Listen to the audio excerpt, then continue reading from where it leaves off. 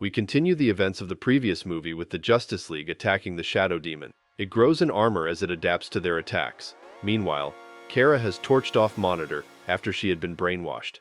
Monitor emits a beam of energy and is lifted into the air before vanishing into a ball of light. The ship shoots off multiple energy beams that erase all of the Earths.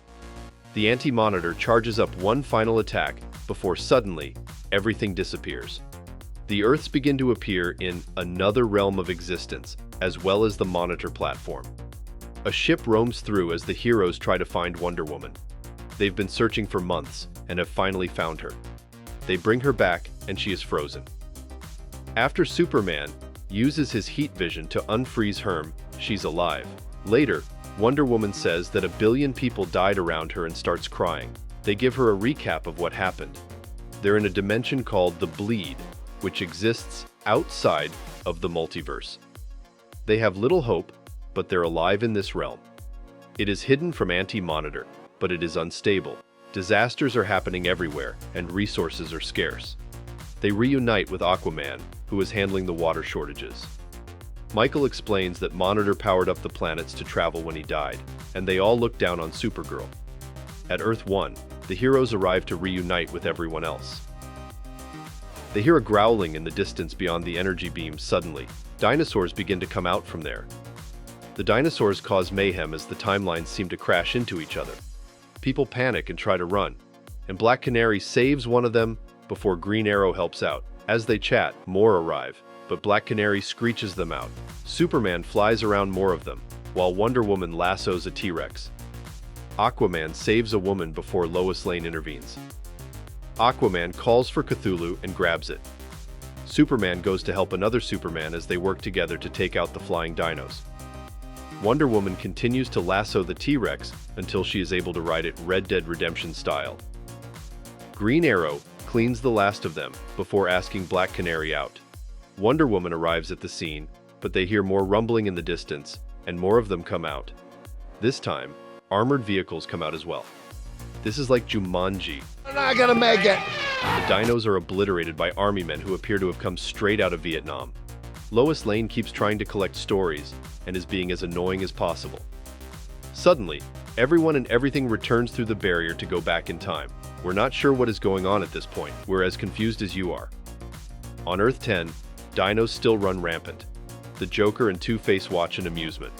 Lex Luthor and the Injustice League gather around counting the number of deaths. They seem to enjoy the catastrophes happening, but Poison Ivy warns that everyone is going to die, including them. Joker makes fun of her, and she tries to attack him, but Lex stops her. He explains that he has a card that, if played correctly, will save everyone. He makes his way to the Psycho Pirate, having somehow captured him, and tortures him. Lex tells him that he needs a favor, and tells him to call the Anti-Monitor. Meanwhile, the Bat family is monitoring the city. They're looking for a group of Nazis who someone ended up here. The Nazis are armed with rogue weapons, but the Bat family starts taking them out one by one. There is a Nazi Bane that Robin fights, but he overdoses and explodes before Robin cleans out the rest. The fighting continues as Batman lays the law, but Batman is hit with the fear toxin that makes him see things. He wakes up to the storyline in Warworld where Barry tells him to go back to the beginning. The rest of the family calls for help, but there is a situation on the satellite. They're transported back and Batgirl is talking to Power Girl about her past. She's trying to comfort Power Girl, but she knows that this is her fault. Suddenly, the alarm starts sounding as energy spikes are off the charts. Lex suddenly arrives and tells them that the Bleed is ripping apart. Earth 146 is where the rip is, and it is Aquaman's home. Something creeps out and releases antimatter. Michael tries to send help, and Aquaman tells him to send him home. The antimatter gets released, but Michael doesn't want to send him, but he reluctantly does. Aquaman arrives there to be with his family as the wave approaches, and the Earth is engulfed by it before the hand goes back to where it came from. Batman then wakes up on the satellite. He wanders around, and a doctor comes in when he was trying to hide from her. He's been out for 10 days, and he's told that the Anti-Monitor found them and destroyed 4 more Earths. Batman remembers that he saw Barry, and he asks for Dr. Fate. The heroes go to Dr. Fate, and Batman tells them what he saw on Warworld. They're not sure if what he saw is real, and that's where Dr. Fate comes in. He works his magic and proves that it is real, but then he gets overcome and crumbles. Dr. Fate says that Barry was trying to give them an answer, which Barry said lies in the beginning. They need to go back in time, but there are no more time travelers. Green Lantern says of his encounter with John Constantine, who was there before the creation of the multiverse. They decide to track him down. Naturally, Constantine is at a bar in Earth 18, drinking himself away. Constantine is annoying the men at the bar, and they exchange tricks. Before things escalate, Batman intervenes with the rest of the team behind him. The people suddenly get a funny idea to start trouble and surround them. Everyone readies their weapon, and it looks to be a Wild West showdown, but Dr. Fate transforms their weapons into beer. They still attack anyway, and a brawl breaks out, but it doesn't last long. A bullet pierces a beer container and it turns out to be Batlash.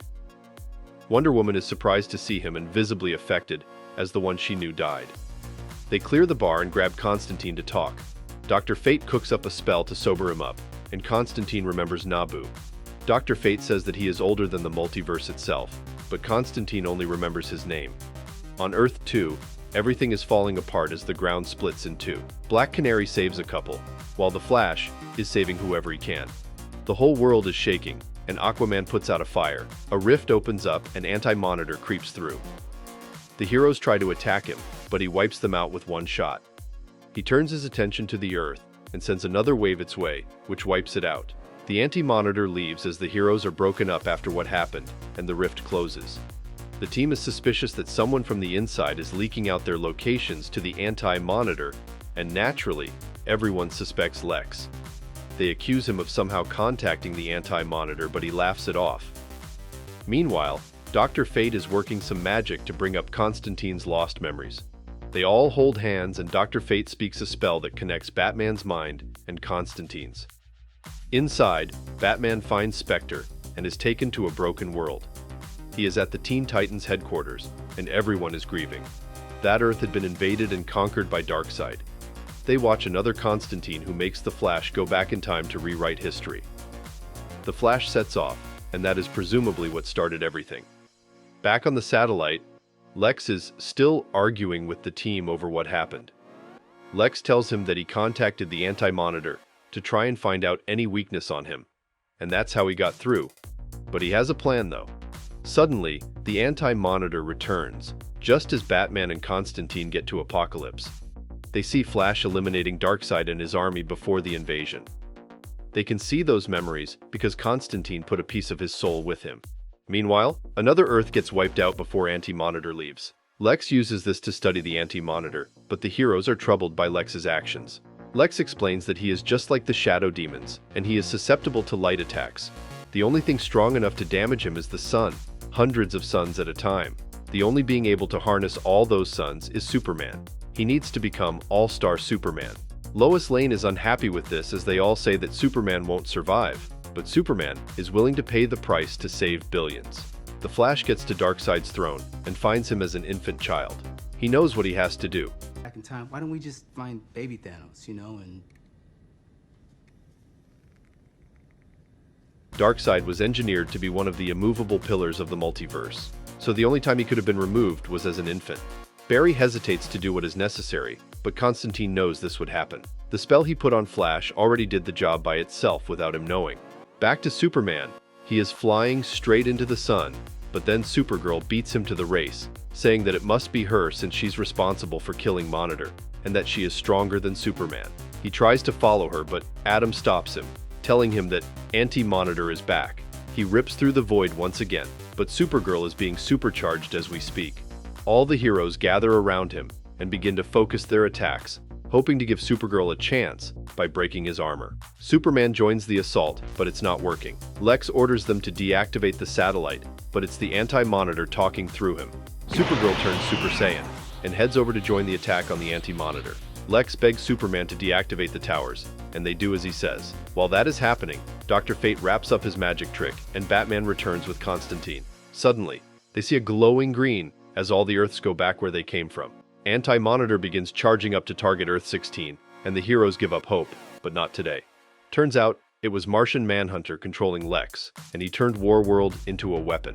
He had help from the older Constantine, but the Anti-Monitor is still there. Suddenly, Superman gets an idea. John Stewart watches as his Lantern brothers arrive. They are a few of his recruits. The Green Lantern Corps was reborn. On Earth 10, Psycho Pirate is needed. As that is happening, the Anti-Monitor sends a wave toward Warworld, but the Green Lanterns open up a dam to block it, and it works. Meanwhile, Psycho Pirate is given an impossible task. Supergirl arrives at the scene glowing like an angel. Her body is going to die soon, but she doesn't care. She bids Superman goodbye, and Psycho Pirate begins connecting everyone's emotions. And we mean everyone. Every single living being connected their emotions to charge up Warworld. The Anti-Monitor charges up another attack, and Martian Manhunter begins charging up his own attack. Both attacks collide, but Warworld wins, and the Anti-Monitor is finally hit. Psycho Pirate crumbles, but cracks a smile. As the Anti-Monitor recharges, Supergirl slips inside and self-destructs inside him, and he appears to explode. In the aftermath, Superman collects Supergirl's body and takes her back to Warworld. All the heroes gather around and give their respects, as she was the entire universe's savior. Superman is in tears as he lays her body down, but Lois comforts him. Constantine and Batman then interrupt and warn everyone of something much worse coming. Batman says that the reason there are parallel worlds is because of a mistake. There was an original Earth before all of this, where Constantine came from, one that was destroyed by Darkseid. Constantine used Barry to try and destroy him to save the Earth, but Darkseid must exist. His removal shattered realities, and this caused the creation of the multiverse. Infinite Earths, but the universe wasn't designed for this. The multiverse is a cancer, and reality must collapse. The Anti-Monitor was the antibody for this cancer, and there is never just one. They look through the monitor and find tens of thousands of Anti-Monitors. The heroes are divided as they begin to lose hope. Batgirl says that Supergirl told her of a miracle machine that can create anything you think of, and it was hidden in a pocket dimension. They suggest Nightshade can do it, and Martian Manhunter takes her there. They teleport to nowhere. In the distance, they find what they're looking for, the miracle machine. It's been there for millions of years or even longer. They take the machine back, but they don't know what it is. Constantine comes up with a plan that no one's going to like. As that is happening, the Anti-Monitors attack one of the Earths. It is a classic Justice League universe that gets deleted, but they won't stop there. Constantine says that they will erase reality and start from scratch. He proposes using the machine to build only one singular universe. Every variation would be fused into one prime character. Superman says that they must not give up on all the worlds, but Lois reminds him that his own father sacrificed his planet to save one person.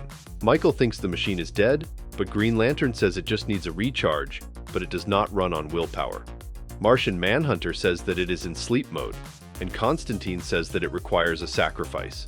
Everyone looks at Lex, and Constantine begins a ritual, but it doesn't work. It doesn't accept his sacrifice, and Dr. Fate says that it needs more. Just then, another Earth is attacked. We go back to the Batman animated series, with Kevin Conroy. He fights the Joker as the world is ending. It is typical that they spend it together. Before they get erased, Kevin Conroy goes out being Batman, a fitting tribute to a legend. As the satellite is about to be erased, the heroes spend their last moments together. Adam Strange is asked to move Warworld out of harm's way, but they can't. Wonder Woman offers her immortal life to the machine. Superman objects and offers himself. I object! But he is mortal.